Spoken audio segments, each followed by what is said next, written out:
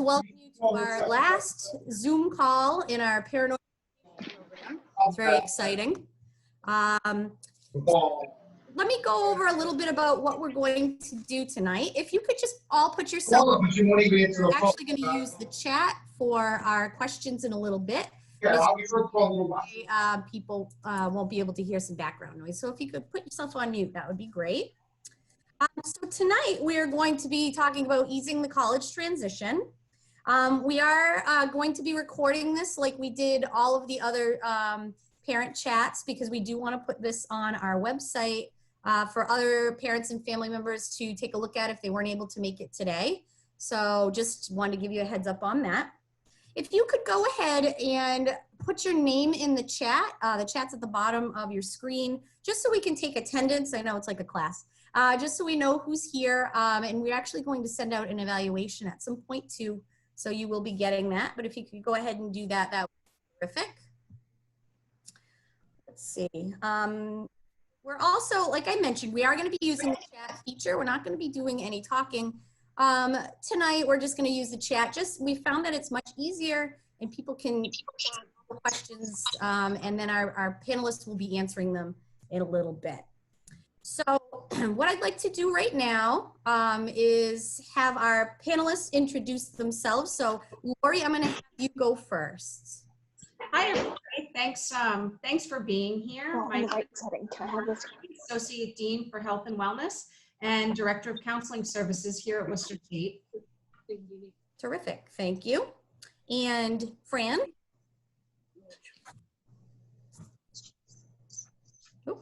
We lose Fran? Helps if I mute. Unmute. Okay. Hi, everyone. I'm Fran Minacchio, and I am an Assistant Dean in Student Affairs and Director of Student Accessibility Services. Looking forward to hearing your questions and giving you some answers. Terrific. Thanks, Fran. And our question moderator for the evening, Lindsay. Hi everyone, I'm Lindsay Martinez. I'm an Assistant Director in the Office of Student Involvement Leadership Development, and I'll be here to support your questions and make sure everything gets answered. Terrific. So this is the first time we actually didn't have any pre-asked questions. Usually we have some questions that are asked when parents register. So what I was hoping to do was in a moment ask the panelists to kind of give a little brief update on their office and talk a little bit about anything they would like in relation to their services. Just one little note, if you do have some questions that are more on the personal side, we will be putting up email addresses for both of the offices. If it's something that you feel is a little more personal, if you'd like to connect with them via email, they are happy to take any of your emails, and they will respond back to you, because sometimes people don't want to share personal things through the chat. So we can do that too. So just that is an option. Okay, so we're going to move into just having them give some updates. Please, if you have questions along the way, put them in the chat. You can start anytime. And once we get our updates from the offices, we will go into the questions within the chat. Okay, so please feel free to add as you will. So let's see. All right, Lori, I'm going to have you go first, if you don't mind. All right. Hello again, everybody. I'm going to start first by talking a little bit about sort of the transition process for first-year students. Some of the typical things that are going to be sort of skills that they need to develop along the way, many of which during their time at Worcester State, we're going to help them through that process, but some of which I hope have already begun and that you'll continue to potentially assist them with, or as I like to say, gently nudge them in a certain direction. One of the things that we typically do when we do our in-person parent orientation programs is we talk about transition. We talk about the importance of your students' ability to be their own best self-advocate. Now, we know some first-year college students are really good at this. They've been doing it since high school and they just have that skill down. But many students do not. And when you get into a new environment where you are, where you don't know, necessarily the support resources, where you're not really connected yet with people on campus and you may not be feeling 100% part of the community yet, it's really hard for many students to reach out and ask for help, to reach out and ask for support. And very often what we find is many first-year students are struggling with things and they don't even know what it is they need. So they have difficulty sort of framing the question. So when we come upon students at times, we have to try to talk them through to help them understand what it is they need and then who it is they need to see. So I think, you know, I hope over the summer you have already had experiences where your students, and I'm going to utilize the example of the Academic Success Center, because all of your students at this point should have a schedule. And all of your students at this point should have been in contact and are currently regularly in contact with members of the Academic Success Center staff. And my hope, and our hope, is that your students have been really the initiators for those contacts, the initiators for the questions that they have. And even as you as a parent get into a conversation with them and you're talking and they're like, well, I don't know what to do about this. You know, a really good answer should be, well, it's about your schedule. It's about a question about maybe a faculty member. Why don't you call the Academic Success Center? I think a lot of times as parents, you know, especially in this transition phase, it's really easy to pick up the phone and do it for them. And we really want to make sure they're starting to be able to do these things on their own. One of the great things about Worcester State is we have many, many, many safety nets on campus for students who are struggling with anything and everything. Fran is here to talk about accessibility services. That's one of our safety nets. The Counseling Center is another one. We train and work with as many professional staff and faculty members as we can to train them around first-year student transition issues, to train them around working with students who might be emotionally struggling, and really be able to pick up on the signs and symptoms and then make the referral to the necessary resource.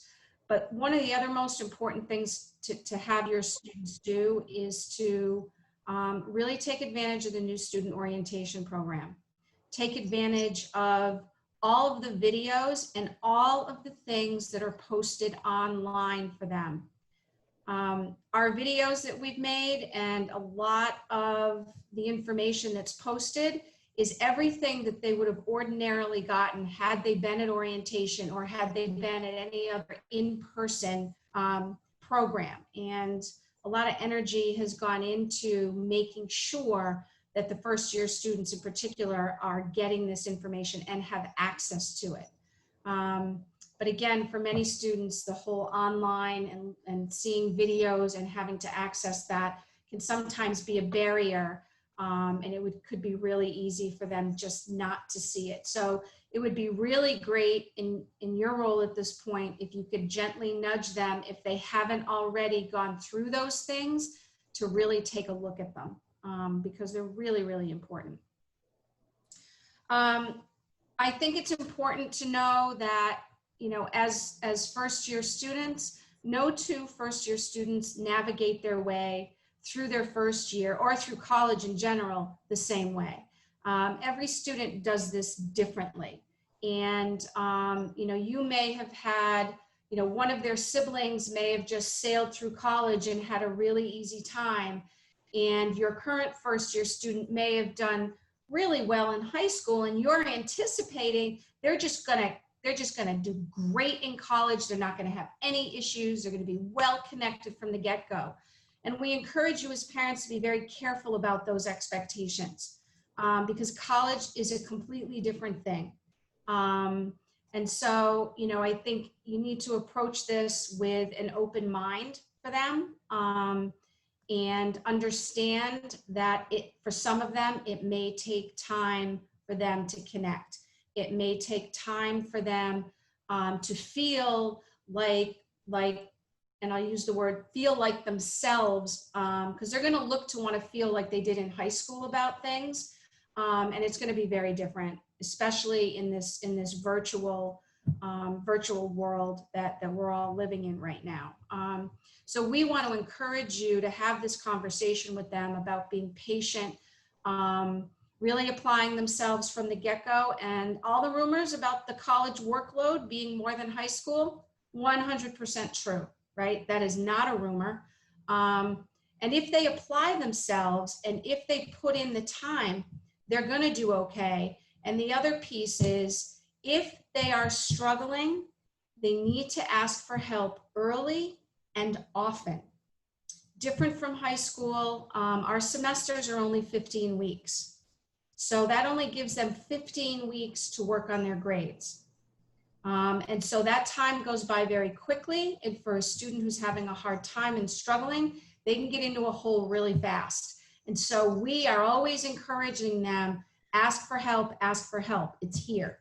For their academics, it's the academic support, the Academic Success Center. They can get them connected to resources. If they are emotionally struggling, and I'm going to sort of transition here into the counseling center, if students are emotionally struggling at any level, anxiety, depression, if they've experienced these things while they've been in high school, in particular, it would be important for those students to connect with us now, before classes start, to connect with the counseling center, and we can get going right away with counseling sessions. For students who really may not have ever experienced anxiety, starting college may be that anxiety. And we do a lot of work in the counseling center with first-year students around transition, around this feeling of, you know, I felt so great in high school, and now I'm really worried, you know, all those preconceived notions. What if I don't do well? And they're living in this what if land. And we do a lot of work with first-year students in particular around that. We have 4 full-time licensed clinicians who work with students on a regular basis. We will evaluate each student at their first session and collaboratively with the student make a determination in terms of frequency of counseling sessions. And it's really based on their need. Any student that has a provider out in the community, I'm going to speak just for a minute. Do any of you have students who are living on campus? If you can just put that in the chat for me so I know who the audience is.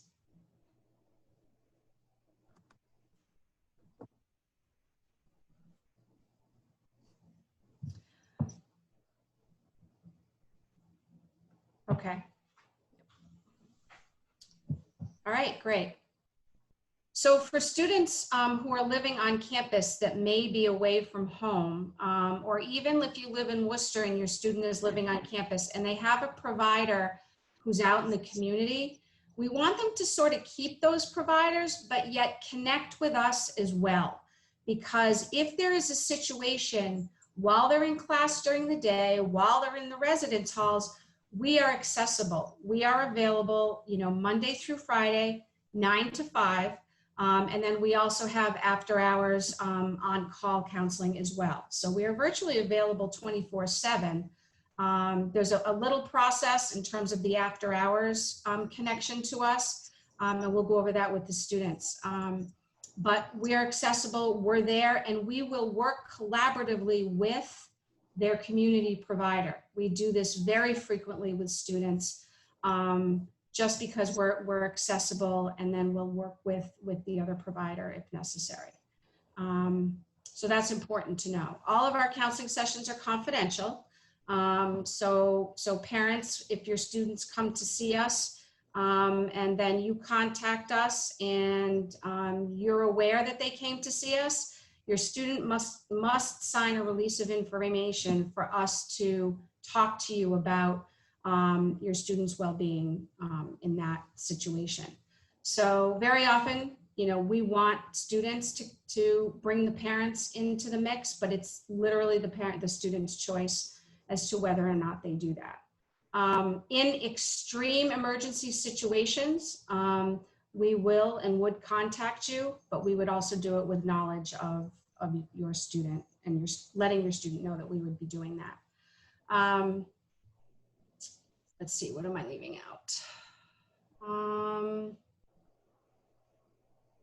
So I think that's it for the most part. We are doing primarily telehealth sessions, similar to what we're doing now, only we use a medical platform that's more geared toward specifically toward telehealth and mental health. We have an intake process, and you see our email address there. If students email us that are interested in setting up counseling sessions now and or at any time, we will connect with them right away and work with them on the process of scheduling an appointment. If anybody wants to go to our website is right there. That's got a lot of information around scheduling. It also has the office phone number. We are going to be physically present in the office, in the counseling center. Our administrative assistant will be present every day, answering the phone. I will be in the office just about every day. And then the rest of the staff, we will be rotating through in order to sort of have some of those safe, potentially in-person sessions. The in-person sessions will be reserved for students at highest risk. And that will be strictly need-based, based on counselor assessment. So we will be doing those as needed. So I think that's it for now. We'll get to the chat. There is a chat question, but we're going to get to that. I think we'll wait and have Fran speak, and then we'll go to the chat questions. Okay. Thanks, Christy. So I'm going to spend a few minutes just giving you an overview about student accessibility services. Previously, you may be familiar with the term disability services. So we changed our name a few years ago. So our office is the only office on campus that determines eligibility for students who may need accommodations, and that includes educational accommodations. So if your student had an IEP or a 504 plan, please have them contact us if they haven't already. We don't want your student coming to Worcester State and handing one of those documents to a faculty. That's not how the process works. And faculty won't know what to do with an IEP or a 504 plan. Those documents end at grade 12. In college, we have a different process. It's an interactive process. On our website, we have a link to an interactive intake form. So we start the process through our website. We have some documentation requirements, and then we set up an intake with the student. As Lori mentioned, what counseling's doing, we're doing the same. We're doing either Zoom or Google Hangouts to do intakes. Students can register with our office at any time. They need to self-identify, and sometimes that's with a nudge from a parent. We do get emails from parents, particularly in the summer for first-year students, and we'll engage your student in the process of registering. But students can register at any point. If any of you have a student who had special education services for most of their education, they may be at a point where they're like, enough already. I want to try college as a new person. I want to try it without any supports. Sometimes it works. Sometimes they end up in quicksand. So we have students who register with us before their first semester, and we have students who come and see us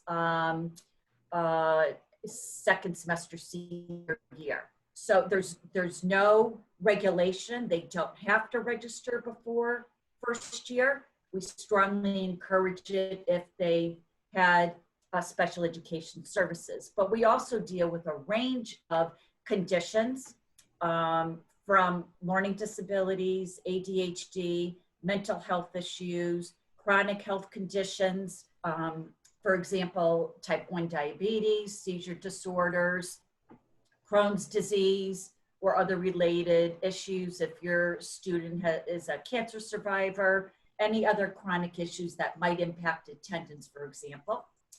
Sensory issues, visually impaired, hearing impaired, mobility impaired, and temporary conditions.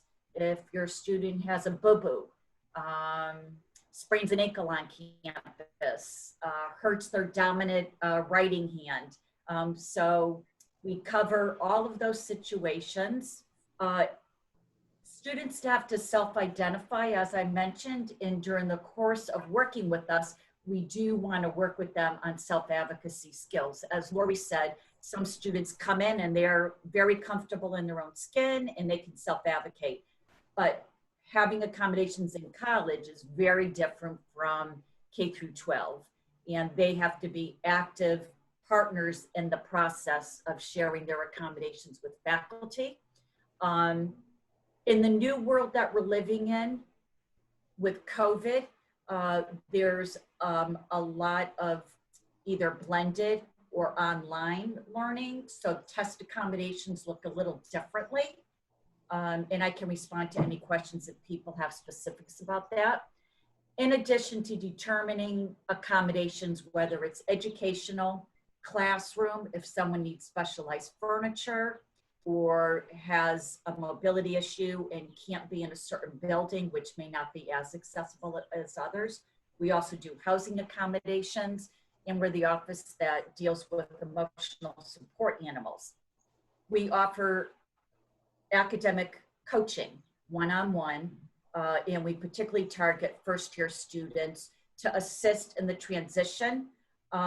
To complement what Lori said, one of the challenges for the students that we share, and counseling and SAS share a hefty number of students who receive support from both offices, is time management and organizational support. Because where your student had, until March of 2020, they had a consistent schedule, up at a certain time, classes on the hour or half hour, full day, maybe a study hall break or something along those lines. In college, they could have an 8 a.m. class, a big gap, and then a few classes in the afternoon. So part of the transition is learning to manage your time, how to prioritize doing your work, and all of those life skills. We also encourage students to ask for help when they need it. And Worcester State is a very, as Lori was saying, where all the professional offices are really connected and the student supports really work hand in hand. So if a student is raising signals to any of us that they could benefit from extra help, they will be reached out to by one of the offices, and we will encourage them to get the support and help they need. So why don't I pause there, Christy, and Sure. see if there's questions or concerns. Nice. Let's turn over to Lindsay. I think we did have one question that came up in the chat. Lindsay? Yeah. So there is one question, and anyone else who would like to add questions, feel free to do so as we're speaking. So the first question came about when Lori was speaking, so I'm assuming this is for counseling. So is it okay to register ASAP just in case the student may need the services? So if I would say, if your student has had difficulty in the past and has struggled emotionally, I would say 100% connect with us right now. If your student has not, it's very easy to connect with us. It's very easy to set up an intake, and happens relatively quickly. So I think unless they've experienced issues in the past and have struggled before, we want those students to connect with us right now. But in terms of the just in case, there really isn't, because usually we would set up a counseling session. And if there isn't an issue that they're struggling with, then we really don't have much to go on. So, just know we're accessible, and your student can set up an appointment when he or she needs it. Does that help? That was great. I also want to, just mention that, as parents, we get for parents of first year students in the counseling center, and I know Fran does too, we get a lot of phone calls, particularly in the first 2 months of the semester, from parents of first year students who are noticing or have talked to their student on the phone if they're a resident student, but picking up on some signs that are concerning to you as a parent. Some things that your student may have said, some things that they just don't sound right to you. I think it's important to know that you can call us at any time and talk to us about what your student may have said, what some of the consistent trends maybe you're seeing with your student that are concerning to you. And we'd be more than willing to talk to you and strategize, potential, help you problem solve with that. And there may be a response from us and there may not. It depends on what the situation is. But we want you to feel comfortable at any time to contact us to consult. And we consult with many parents, not just parents of first year students, but upperclassmen parents as well. So feel free to do that. If your son or daughter is seeing us, you may not know that. And so I may have, if your son or daughter is seeing me and you call and you don't know that they're seeing me, I may have additional information that I can't share with you specifics, but sometimes the way I phrase things can let you know that we're on it. I have to be very careful with confidentiality, but I also know as a parent that you're looking for a little bit of comfort, and we'll do our best to help out any way we can. Christy, can I just add? Sure. Yep, definitely. Information that we receive in student accessibility services is all confidential. There's nothing that appears in your students' Worcester State records, transcript, diploma, anything related to their academics that would ever identify them as having been registered with student accessibility services. We have a consent form as well. Students can decide to sign a consent form for parents, or they may not. And similar to Lori, we have a little more flexibility. Excuse me. We could share a little bit of information about, yes, the student's following through with their plan. If you're looking for grades, this is what you need to ask them to have access to, and share some general information about how they're doing. Just wanted to add that, Christy. Thank you. You're welcome. If anybody has questions, please feel free to add them to the chat. I can talk just a moment while you're thinking about questions about our online orientation program for first year students that's happening now. Hopefully all of your students are registered and taking advantage, as mentioned, of the videos that are posted on the orientation website, as well as attending the weekly meetings with their orientation leaders. Coincidentally, next week, the third week, is themed Wellness in Transition. Oh, look at that. Good segue. It's good that you came to this session tonight and can kind of encourage them to really have some good dialogue with our orientation leaders next week. They will be covering topics such as the 2 services that are here this evening, as well as some others throughout campus. And we're really working with the orientation leaders too to have them share their first year experiences and some advice for your students for when they get here, whether they're resident or commuter, even if they're doing a majority of remote learning, as all the upperclassmen experienced that last semester. So we are working on that. That'll be next week. Also, one of the things that we were in a chat last Tuesday with some other parents, maybe some of you were on there, I recognize some names. And my colleague, Josh, had mentioned, please have your students check their Worcester State email on a regular basis. Yeah, see, We've had a number of students register for orientation and then say they never received the link, you know, to meet their orientation, and that's because they don't check their email. So I encourage you to encourage them to really keep an eye on their Worcester State email, especially this summer. So much is coming through that email this summer, more than probably any other summer. So I just kind of wanted to put a plug in for that. It's super important.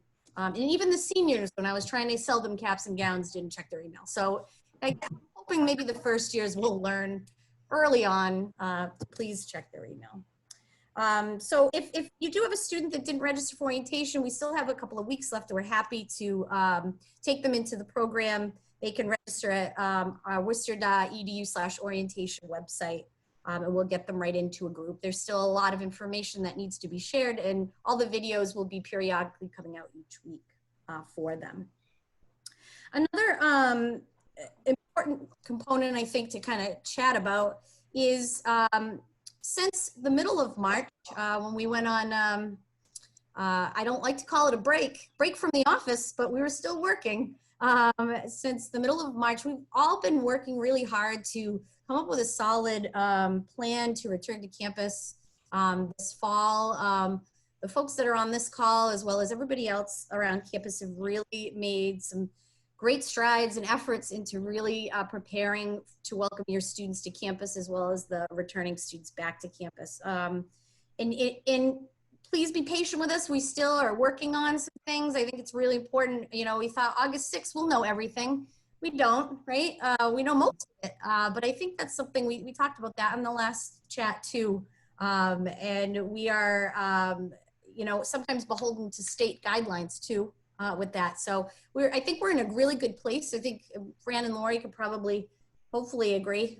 We've come a long way since. Yes. I think we all feel really good about starting in less than a month. I can't believe it. So I just kind of wanted to put that out there. Does anybody have any questions? It's a quiet group tonight, please. Right.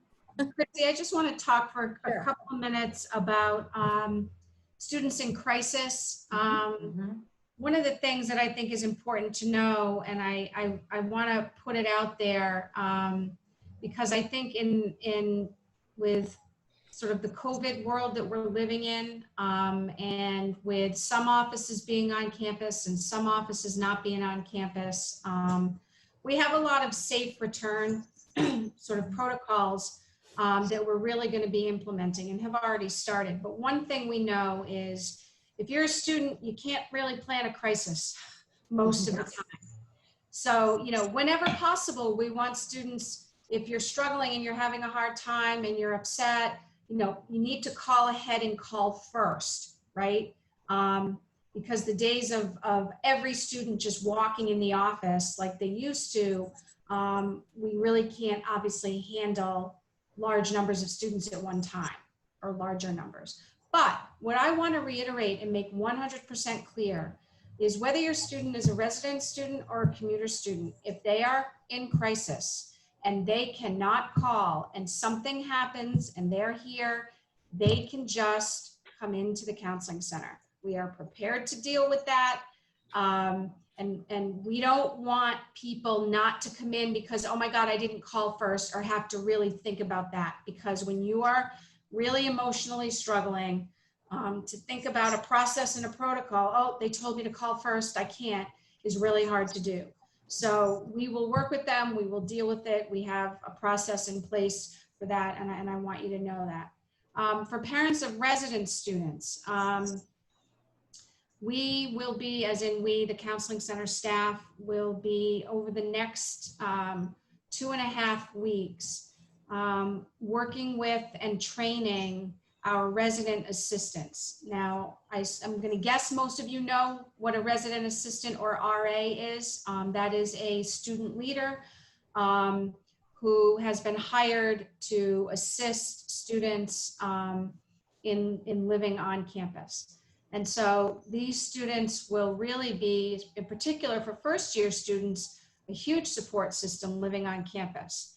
And these students will be trained by a lot of different people on campus, and we in the counseling center will be working with them on assisting them in managing students with mental health needs at all levels, from I'm homesick all the way to the other end of the continuum where, you know, I am in crisis and I am scared and I don't know what to do.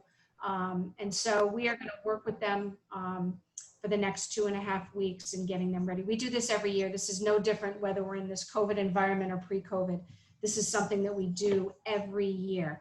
And the residence life staff, from the RAs to the professional staff, are readily and easily accessible 24/7. And again, as Fran said, we all work together incredibly well, collaboratively, when it comes to supporting our students. So they will be able to access us at a moment's notice. So I wanted you all to be aware of that. Lindsay, I think a question came up in the chat regarding Yes. We have a quick question that says, are RAs senior students? No, not always. Some are seniors. You can be an RA pretty much sophomore year, junior year, or senior year. There are some students that are RAs sort of second semester of their freshman year, but that isn't very common. So RAs are typically sophomores, juniors, and seniors. And RAs, there's a lot of RAs that are second and third year RAs. So they've been around a while and they've got a lot of great experience. And they're very well trained, and they're an amazing group of students and have a great professional staff that work with them as well. Lori, another question came about, when will students meet their RA? Yeah, so I believe students typically, and I'll say this because I'm not sure if Res Life is going to have the RAs connect with their group of students prior to coming and actually staying on campus. But typically students will meet their RA once they actually move in and stay. I know people are moving their stuff into their rooms now. But once they actually come in to stay right before classes, that's when they typically meet their RA, and their RA they'll have floor meetings and connect with them and sort of get them sort of situated and obviously be embedded in living in the halls with them. Perfect. Questions? One more promotion. Next Wednesday, and you should or will be receiving a postcard regarding this. There is another live Zoom chat. It's a Safe Return to Campus Zoom chat. It's not part of our orientation program. It is for all family members and parents of new and returning students. It will be next Wednesday, August 12th at 6 p.m. The postcard will have the Zoom details on it, but I will also, as soon as I get the Zoom link, we'll email it to all the parents that have registered for our Zoom chats over the last few months. So I will be sending that out hopefully by Monday at the latest. But that would be another opportunity. It's going to have some different folks on that chat answering questions. Lori and Fran, I don't believe you, are you two on that one? I think I am. Oh, you are, okay. Yeah. Okay. So there'll be people to answer questions specifically about our Safe Return to Campus, from an academic perspective, a student affairs perspective. So it's a little similar to the one we just did on Tuesday, but this one will be for all students and there will be other representatives there as well. So just wanted to do a little plug for that. Again, I will email out the Zoom link to all of you by hopefully Monday, but just to put that on your calendar. So if you do have any other questions after this is over, you can feel free to call the orientation office at 508-929-8615 or email us at orientation@worcester.edu. And the same goes for your student. We've been getting a lot of questions. Some are random that have nothing to do with our office, but I still love to answer questions that I am knowledgeable about, or I find somebody to answer them for them. But I get a lot of questions regarding orientation as well. So that email is extremely valid all the way up through the beginning of school. So feel free to reach out if you have any questions about anything on campus. Any last questions? I'm giving you one more shot. No? quiet group. It's a quiet group, but that was great. Christy, I didn't give our office information, so I'll just chime in if that's. Oh, sure. Okay, I okay. can put that So up too. our office is located in the administration building, and we have 4 full-time professional staff. We have a clerk and 3 professionals, 2 in addition to myself, and a very part-time grad student. The clerk, our administrative person, will be working Monday through Friday. We're going to physically start being on campus Monday, August 17th, Monday through Friday, 8 to 4:15. One of our professional staff will be in Tuesdays and Wednesdays, and 2 of us, myself and our assistant director, are working remote. So we have many offices are doing some combination, as Lori described, counseling. We're doing some combination of on-campus and remote. We've been remote since March, and I think Christy, Lori, Lindsay, and I would all agree that many of us have been surprised by how smoothly it's all gone. It may not be our personal preference, and that may be true for those of you who are worker bees and have been working from home. But we're responding to phone calls, emails, and meeting students' needs. Terrific. So we have a sign on our door for students who are coming by campus with details. We also, the 3 of us, professional staff, are doing Zoom meetings on a regular basis throughout the week for kind of walk-in Zoom meetings. Perfect. So there's many ways to reach us. All right. And I put your email address back up there. Thank you, Fran. Okay, so I think that concludes our chat for this evening. I'd like to thank Fran and Lori and Lindsay for doing the couple of questions that we have.